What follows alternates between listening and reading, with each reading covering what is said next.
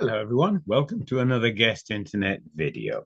This is a video part of the series that explains how to use the guest internet cloud. Now, the previous video explained how to activate a guest internet controller so that it can be used with the cloud. And that's a very important step. If you don't activate the controller for the cloud, then you cannot add it to a cloud account. Now, I've already added my new controller to my cloud account. I received the password through the email when I created the account. And so now I'm going to log in to my account for the first time. So there's my username, there's my password. So I'm going to click to log into my account. And so I can see the gateway that I've already added to the account. I added this gateway when I registered the account. It gives me a little bit of information about the number of logins. I haven't used the gateway yet. And also the users who are connected to the gateway. Once again, I haven't started using the gateway yet. Now, the first step that I need to do once I've logged into my account the first time is to go to the settings menu. And you'll see that I have three options here: change password, code ticket settings, API settings. Right now, I'm just concerned about changing the password. I received a password from Guest Internet through the email, but now I'm going to type that password in there and then type my new password. Okay?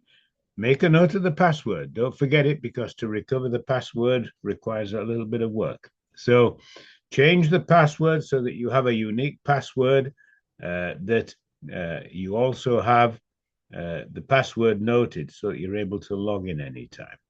Now, once we've changed the password for our new account, we're going to click on the gateway menu. You can see we have four options here: add a gateway, display a gateway, find a gateway, delete a gateway. So if we click on this one, display a gateway, you'll see this is the gateway that I've already entered. This is a GISR4. I could also locate it by typing the ID here, okay? Now, if I have other gateway controllers, I'm going to add the hotspot IDs here, which is the ID that you find when you're activating the gateway. Remember, see the last video if you're not sure how to do that. I can also remove gateways by clicking on the gateway and removing this gateway from the cloud.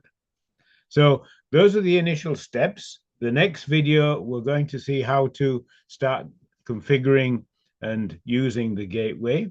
So look out for that. If you have any questions, you can contact us, send us an email, and we'll be very happy to help you out. Remember that the manual can be downloaded from the Guest Internet website. Go to the Guest Internet website, click on the button at the top right, manual, download the manual. That will give you a lot of information about the cloud, using the cloud with Guest Internet controllers. Okay, it's a good thing to have the manual exactly when you're going through these videos so that you can have a reference for any information that you might think is necessary. Well, thank you very much for watching this video, and look out for the next videos in our series about the Guest Internet Cloud.